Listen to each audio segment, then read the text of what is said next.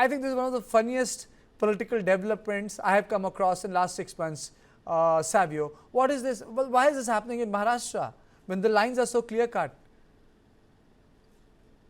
Well, Karthike, the beauty about politics and politicians is that they're always intriguing, always entertaining, and always doing something that is going to give us journalists something to talk about. So what you have happening in Maharashtra primarily is the survival of the fittest. So political parties within their own political space have decided that their ideologies need to be kept aside, and let's just come in order for us to survive and be the survival of the fittest example. And today, Karthike, let's be really honest. There isn't really much in terms of ideology with most political parties. I mean, yes, they do talk about ideology. There are some who continue to hold strong to the ideology of political parties. But today, the politician is someone who will move from one political party to another political party, whether they are supporting it overtly or whether they support covertly. There's always going to be frictions between people within their own constituencies when there are elections going on. There are times where I can tell you with examples in Goa, we just now had the ZP elections. There have been political parties who have accused other political leaders from within their party to sabotage their chances in elections. And that's part and parcel of the political jamboree that you have in this country. But what we need to look at the end of the day as citizens and as journalists is the fact that politics over a period of time in India is changing from ideology to just necessity. And that is where it's what is troubling. Because today, political parties are aligning with people that they themselves criticized at one point of time. Yes. And then they go and they sit with them, and the criticism of the past, the allegations of the past are set aside, and therefore everything is hunky-dory right now. And that is sad because, at the end of the day, principles in politics is something that we have always seen for a long period of time Okay. when you had leaders of the old. But this new crop of leadership is actually changing politics purely based on necessity. Absolutely. Not ideology. Absolutely. Jayant, is it because there are too many important political players in Maharashtra which makes it really different from, say, Tamil Nadu politics or Telangana or Andhra and Odisha? You have two political parties that have broken into two different factions.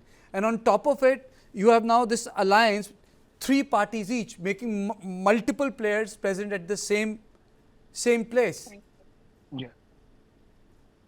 So, strange bedfellows is something what is common term for Indian politics which we can use since 1989, since you can say the coalition era started, which ended, you can say, at national level in 2014.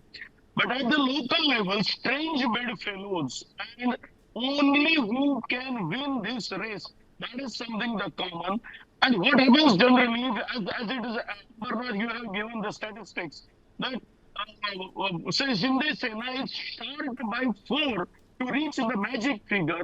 Others are bound to come together to keep the biggest party out, and this is the politics which happens in every city, every gram panchayat, every municipal council.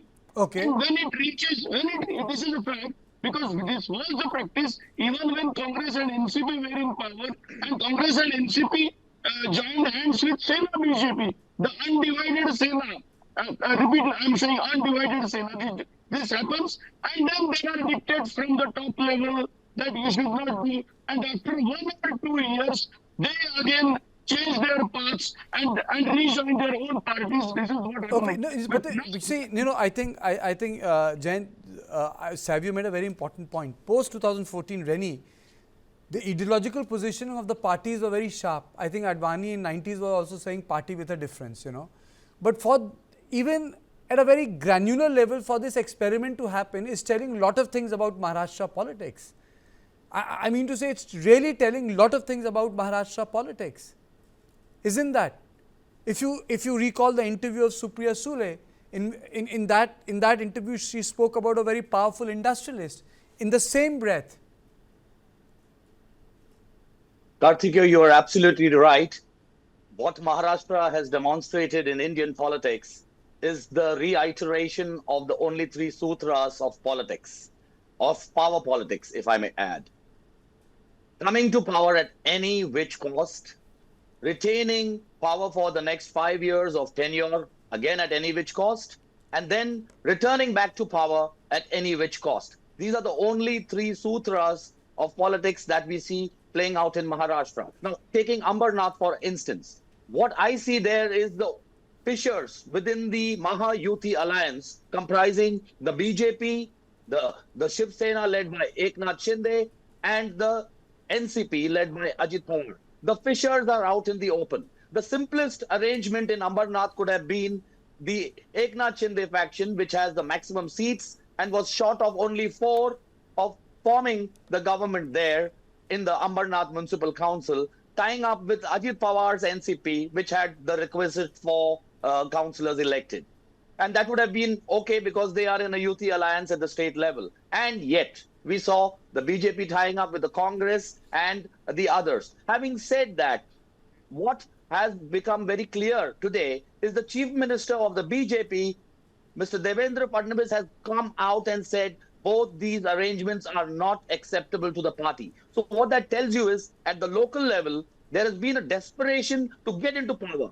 I mean, that is what it exposes of the reality of politics. Nobody wants to be out in the opposition. So therefore, they are all willing to do whatever it takes to come to power and rule the roost there, even if the high command is not fully behind this plan. And that is why... Savi, do you think that there are issues between BJP and Eknath Shinde Sena? Are there some unresolved issues? Well, I don't think this would have happened just like that. No, there are issues that will exist in any coalition, and it's not only with the Eknath Shinde Shiv Sena faction, it's also with the Ajit Pawar NCP faction, and these fissures will continue to exist. See, the reality of the situation is each political party in its own right have got their strengths and core competency, and that is the reason they decided to come together. Yes. And that is why they have such a mammoth support base and voter base in Maharashtra.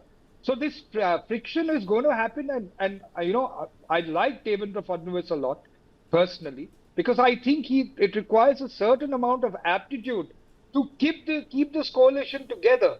Because in all fairness, except the Eknath Shinde faction, the NCP does not have a ideological bent of mind similar to that of the BJP.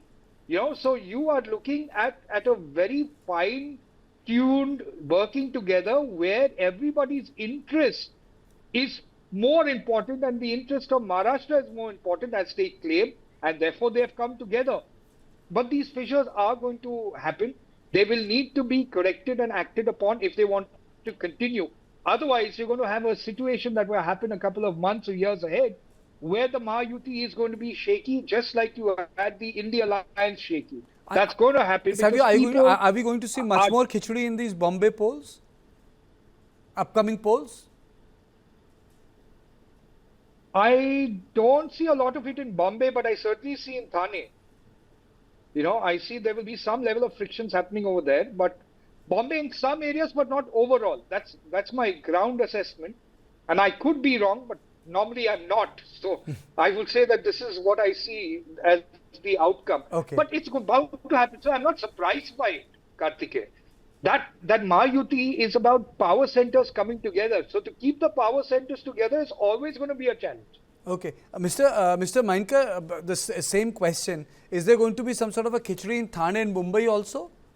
The reverberations would be felt there? Going to be khichdi only, because already 2 brothers, you can say, is a khichdi in making. Plus, if at all, just consider 2 brothers are reaching to the power, they cannot reach the magical figure of 114 without joining hands with Congress and whatever the Sharad Pawar 1 or 2 or 10, whatever that he will get. But don't forget, as what you also said just now, that 12 BJP corporators, 12 Congress corporators are joining BJP, the same sort of complete merger, complete transition that happened in Mizoram, that happened in other parts of the country. That also you can see in Mumbai, And because there will be small parties, and in mass, the parties may be so-called, quote unquote, purchased by the wealthy people, whatever. This is quite possible. A new khichdi, because without khichdi, I'm telling you, Mumbai, Thane, Pune will not have municipal corporation running. Okay so rainy I quote Atal Bihari Vajpayee तो मुंबई और थाने के चुनाव में खिचड़ी बनेगी या खीर?